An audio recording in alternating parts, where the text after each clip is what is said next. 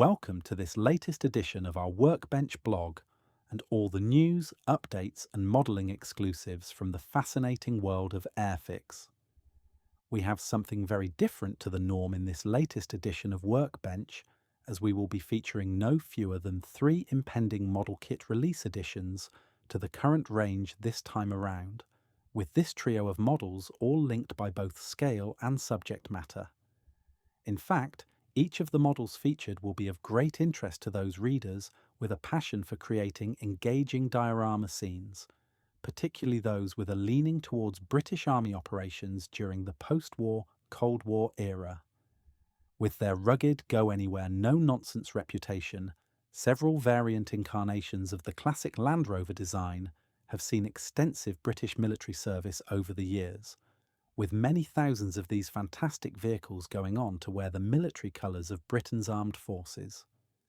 In addition to featuring our scale tributes to this magnificent series of support vehicles, our third subject is a lightweight modern field gun system which was designed to provide British forces with a highly mobile field artillery piece, one which was effective enough to bring down meaningful suppressing fire against enemy positions quickly, but also to be light enough to be transported either by helicopter or towed by 1-ton Land Rover vehicles. We're all on rapid deployment duties with the scale modelling version of the British Army in this latest edition of your weekly Workbench blog. Although tanks, armoured fighting vehicles and tracked artillery pieces are unquestionably the glamour machines when it comes to our modelling obsession with military vehicles, this usually sees us overlooking the machines, which usually form the backbone of any mobile fighting force. The many thousands of vehicles which move men and supplies to and from the front lines every day. In the majority of cases, these vehicles can trace their lineage back to civilian commercial vehicle production, but whilst required to do their duty in times of conflict, make the transition to military service with little fanfare but plenty of endeavour. Throughout the immediate post-war years during the 1930s, and as the clouds of war were gathering ominously, the British government were acutely aware that their existing inventory of fire engines, casualty evacuation vehicles, and general service trucks was completely inadequate for what lay ahead, and immediately set in motion a significant programme of expansion. Officially encouraging many of the motor manufacturing companies of the day to return to the production of lorries in support of this programme, they were in desperate need of as many rugged and reliable, no-frills commercial vehicles as they could get their hands on, proven existing designs with a reputation for effectiveness. Using chassis designs which had already been in production and making only modest, if any, changes to cabin arrangements, the vehicles easily made the transition to military service, and would therefore go on to become hard-working general supply trucks with a multitude of uses, fire appliances and ambulances for use both on the home front and increasingly on battlefields across Europe and the Mediterranean. The mechanical workhorses of commerce were about to provide the same supply service for war. Despite the feverish production of transport vehicles right up until the start of the Second World War and through to the end of the so-called phony war, it's generally been accepted that Britain was still significantly under-equipped when it came to numbers of military vehicles of all types, a situation which was about to get much worse. Although the evacuation of almost 340,000 troops from the beaches of Dunkirk during the early summer of 1940 was nothing short of miraculous, and a feat which galvanised the nation to the task ahead, the fact that the British Expeditionary Force had to leave the vast majority of its equipment behind on the beaches of northern France was a catastrophic setback to an already dire logistical situation, and one which required immediate action. As Britain was plunged into a second devastating war of the 20th century, it's interesting to note that at that time almost 30 companies in the country were engaged in the manufacture of commercial vehicles, including such household names such as Ford, Bedford and Morris, along with lesser-known specialist manufacturers such as Scammell. Clearly, in order to address the supply issues facing Britain's military, these companies were going to have to come under the overall control of a central coordinating body, and the establishment of the Ministry of Supply effectively provided this. They immediately all but ended the production of the vast majority of vehicles for civilian sales, whilst at the same time also procuring vehicles from as many overseas manufacturers as they could lay their hands on. It's generally accepted that almost 530,000 trucks and tractors were produced by Britain's various manufacturing companies during the Second World War, a figure which doesn't include the production figures for cars, motorcycles or ambulances. Whilst this figure is impressive, it wasn't achieved without experiencing some significant difficulties along the way. Having so many different vehicles manufactured by lots of different companies meant that the management of this, from arranging for effective training and support, and for the adequate supply of spare part, proved to be something of a logistical nightmare. Not only were the British unable to standardise on a couple of vehicle types to make the logistics of supply easier to manage, but their inability to bring economies of scale to the operation meant that everything cost them more, resulting in less vehicles being produced. Nevertheless, the situation was so serious that this make-do and mend attitude had to be adopted, and taking all factors into consideration, the British managed to keep their supply wheels turning. For those service personnel charged with maintaining these supply lines, there was a distinct lack of protection when it came to their vehicles, and even though they often found themselves heading towards combat zones with their valuable cargoes, they did so in trucks which were nothing more than commercial vehicles sporting a military paint finish, and that wasn't going to stop small arms fire and shrapnel. The end of the Second World War allowed British military planners the opportunity to reflect and review their performance and effectiveness over the previous few years, now freed from the immense pressures of conflict. It was clearly evident that the strain placed on ground forces by the lack of vehicle type commonality created further pressures which, whilst unavoidable at the time, would prove extremely problematic.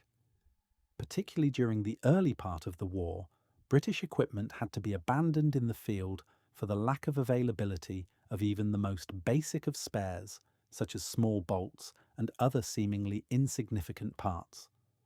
Astonishingly, it was estimated that this lack of type standardisation added well over £1 billion, revalued with inflation, to the cost of war, something which could not be allowed to continue post-war. That being the case, the main review task of the Ministry of Supply was to standardise and rationalise, whilst at the same time maintaining the effectiveness of the force moving forward, and during a period where the national purse was going to come under increasing strain. To put their challenge into perspective, it was reported that by the end of 1944, there were around 600 makes, variants of support and transport vehicle types in service with the British Army, many of which were adapted civilian vehicles which were not designed to military specification. Angular and purposeful, most people probably wouldn't expect a rugged and hard-working utility vehicle to attract the admiration of the motoring world. However, the Land Rover isn't like most vehicles,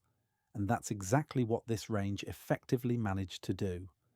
Entering production back in 1948, the Land Rover was an attempt by the Rover Company in Britain to re-enter the motoring market during the financial austerity of the post-Second World War period, producing an affordable agricultural and light industrial vehicle which possessed a multitude of use applications, similar to how the Jeep proved to be such a revelation during the Second World War, but in a subtly different way. The Land Rover was designed with little in the way of driver comfort and unnecessary frills in mind, but was intended to operate effectively in the most demanding of situations, quickly earning a reputation for practicality and reliability. The pickup version featured an enclosed cab and open rear compartment, which could be used to transport anything from farm machinery to livestock and animal feed over all kinds of terrain. If you had a tough motoring job that needed doing, Land Rover had just the vehicle for you. From those humble beginnings, Land Rover went on to create something of an automotive phenomenon, although it has to be said that the vehicles which proudly wear that name to this day are very different to the Series 1 vehicles which first rolled off the production lines. For those originals, luxuries and the latest levels of driver/passenger comfort were way down the list of priorities. They were all about functionality and reliability. Some have even described the first Land Rovers as possessing the sophistication of a petrol-powered lawnmower, but then usually qualify the statement by including how it may have been basic, but was also wonderfully capable. The concept behind the Land Rover was that this was essentially a farmer's friend, a vehicle which would help him go about his business efficiently with an absolute lack of fuss. When he needed it, the Land Rover would always be ready for action. Built around a strong and highly effective ladder-type chassis, the aluminium body was light and robust, meaning that the vehicle could be powered by a relatively low power output engine, but one which, with the use of a high and low range four-wheel drive system, allowed the vehicle to handle almost any terrain. On open roads, the speedometer may have indicated 70 miles per hour, and above, however, the Land Rover was certainly not built for speed, and anything over 50 miles per hour was an achievement and a rather noisy experience. There certainly wouldn't have been any need for a radio. Unusually, the fuel tank and petrol cap were positioned under the driver's seat on the early models, allowing the driver to have a visual indication of the fuel levels should the gauge be playing up, which it was prone to doing, and as for the fuel itself, this engine would run on virtually any octane grade of petrol. The longer wheelbase and larger load-carrying area of the station wagon 107 series gave the vehicle incredible versatility and opened up its usage potential to many trades and business applications. In its role as the farmer's friend, the additional space the station wagon offered made it useful when carrying anything from fencing equipment and light machinery to large amounts of animal feed for outlying livestock at times of poor weather. Most farmers would also tell you that after a sweep out, it also made for the perfect mode of transport for travelling to and from the local pub with a group of fellow farmers, even though the nominated driver on such an occasion had definitely drawn the short straw. The rugged adaptability of the Land Rover also extended to the doors, which were hinged to open fully back 180 degrees onto the wing panels for accessibility, with the top section being fully removable should it prove to be one of those rare warm summers here in the UK, a form of natural air conditioning. In many respects, the Land Rover was designed to fend for itself, with its owners wanting nothing more than to fill it with fuel and get on with their busy day, and in this regard, the Land Rover proved to be exceptional. Described as the finest off-road capable vehicle of its generation, these vehicles may not have been kept in pristine condition, but they were loved for their rugged simplicity nonetheless, and relied upon for their functionality. Even if your Land Rover had a prang and sustained a few dents and scratches, a quick lick of paint would have it looking as good as new. Well, at least in acceptable farmyard condition. Establishing a worldwide reputation which endures to this day, many manufacturers have attempted to follow where these vehicles pioneered, but in the world of rugged, functional vehicles, Land Rover reigned supreme. During the Second World War, some of the most successful utility vehicles used by Allied forces were the Willys Jeep and Chevrolet Truck series, both of which were used by British forces in some numbers. Following the cessation of hostilities, the British government started looking at the prospect of developing a similar, more capable vehicle for widespread military use, handing the project to the Nuffield Company under Project FV1800. The prototype vehicle ran for the first time in 1945. However, official tinkering, ever-changing specification requirements, and development overruns meant that the new vehicle didn't enter production until the early 1950s. This vehicle was the Truck 1/4 ton CT 4x4 Cargo and FFW Austin Mark I, more commonly referred to as the Austin Champ.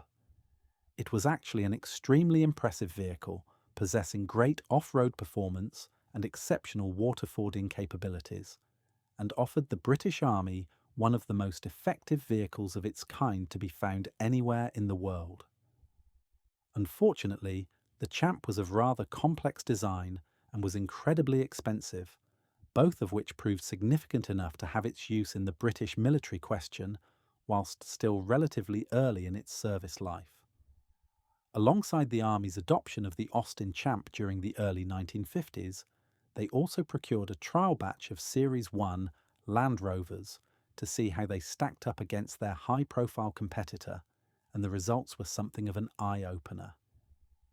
Just as impressive in almost every aspect of performance, the Land Rovers were easier to maintain, could do almost everything the Austin Champ could do, and were half the price per unit. Arguably, they also possessed much greater development potential in a military role, and it didn't take long for the Ministry of Supply to cotton on and switch their allegiance. Just 4,000 vehicles into what should have been a procurement plan for over 15,000 Austin Champs, the contract was cancelled and the Land Rover received the call for military service. The rest, as they say, is the stuff of British Armed Forces history. A vehicle which may well have been very different in appearance to the ones which went before it,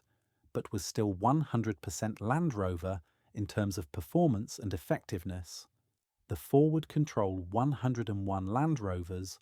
truck general service, 1-ton 4x4 Land Rover 101, were a later design to build on the incredible success of the Land Rover in British military service. First announced in the early 1970s, these vehicles were produced specifically for military use and to meet a British Army requirement for a rugged new vehicle which was capable of towing loads up to 4,000 pounds. Designed with power, off-road capability and durability as their main attributes, these vehicles were officially rated at 1 ton of load carrying capability and were powered by a Rover 3.5-litre 5.8 engine, utilising a host of feature improvements to further enhance the legendary handling performance of the Land Rovers, which were already in service. Unquestionably, the most significant difference was the repositioning of the crew compartment to one placed over the engine, giving the 101 a distinctly flat-fronted appearance, one which was further accentuated by the vehicle's loft ground clearance, making this very different from any Land Rover that had gone before it. They were initially developed to operate as a gun tractor, one capable of pulling the 105mm light howitzer, along with a sizable amount of ammunition for the weapon, ultimately around 1 ton of it. The reason for the radical appearance redesign was to enable the vehicle to be transported more effectively by air, with the forward control cab making this operation much easier and safer. In operation, the repositioned cab made driving the 101 quite different to that of its predecessors, much more like driving a high-performance truck than a traditional Land Rover. That being said, it did provide the driver with a great deal of confidence in his vehicle, almost as if he was the king of the off-road and in charge of a vehicle that could literally be driven anywhere over almost any terrain imaginable. These capable machines were in production from 1975 until 1978, and whilst this might only have been a relatively modest production run by Land Rover standards, with only 2,669 vehicles manufactured, they are still regarded as being incredibly successful vehicles in the role for which they were intended. Indeed, many would go on to find a new role following their service retirement, undergoing conversion to become rugged camper vans for civilians with an adventurous nature, the only vehicle in which to travel if you were that way inclined. Although every one of these particular vehicles left the factory in soft top configuration, many would go on to be rebodied to fulfill several other military roles, such as ambulances, radio communications vehicles, and the much rarer Vampire electronic warfare vehicles. The various Land Rovers to see British military service went on to create an extraordinary reputation for themselves. Still in service to this day, after an incredible 76 years, the program to find its replacement has only just been initiated, and it will be a sad day when these rugged and effective vehicles are all finally demobbed. Ultimately, the only vehicle capable of replacing a Land Rover is another Land Rover, so it remains to be seen what the British Army come up with next. The heyday of these incredible vehicles in terms of service numbers was unquestionably the Cold War era. However, the Land Rover has created a transport and utility legacy which will surely never be equalled by any other vehicle type, and will live long in the hearts of those who operated and maintained them during their military service careers. A weapon which was intended to be towed by the British Army's forward control Land Rover fleet, the 105mm light field gun, may well have been slightly heavier than the weapon it replaced, but was pretty closely aligned with the Land Rover in terms of its rugged build and go-anywhere capability. A close support weapons system, this gun was designed to support mobile troops in advanced combat situations, so in many respects needed to share many of the attributes of the Land Rover in terms of reliability, ease of use and portability,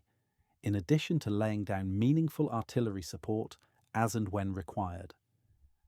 In addition to being towed by the forward control Land Rovers, these guns could easily be transported by Britain's fleet of medium and heavy lift helicopters, and were therefore used effectively by Special Operations troops and those of the Commando Force.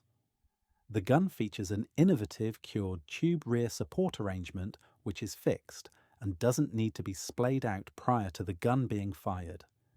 This means that deployment in combat situations can be extremely rapid, and with an experienced crew using all the design capabilities of this gun, its suppressing fire can be brought to bear 30 seconds after arriving in the combat zone. Although a relatively light unit, the L118 is still an incredibly effective weapon, possessing vital support capabilities for troops fighting on a modern battlefield. Rugged, extremely reliable, and with an excellent rate of fire, these guns are often thrown about prior to arriving in the combat zone, but are designed to be quickly prepared for operation and fire its opening salvo in just a matter of seconds, with checking and maintenance all taking place after their services have been dispensed with. A critical component of any airborne assault or commando raid, these light guns were extremely successful both at home and overseas, with well over 1,000 of these weapons seeing service with 23 countries worldwide. The L118 light gun uses separate loading ammunition, with the projectile being loaded first, followed by the propellant charge, which can be of varying levels of power, dependent on the distance to be covered or the type of projectile delivered. Ammunition might include high explosive, smoke, illumination, and target marking rounds, with a usual rate of fire of between 6 and 8 rounds per minute. The maximum delivery range is just over 17 kilometers, and when combined with the gun's automatic pointing system, it can be unlimbered and delivering round in just 30 seconds or so. The automatic pointing system utilizes an internal navigation system, which the operator accesses using a computer touchscreen, replacing the dial sight which was common on earlier guns of this type. During the Falklands War of 1982,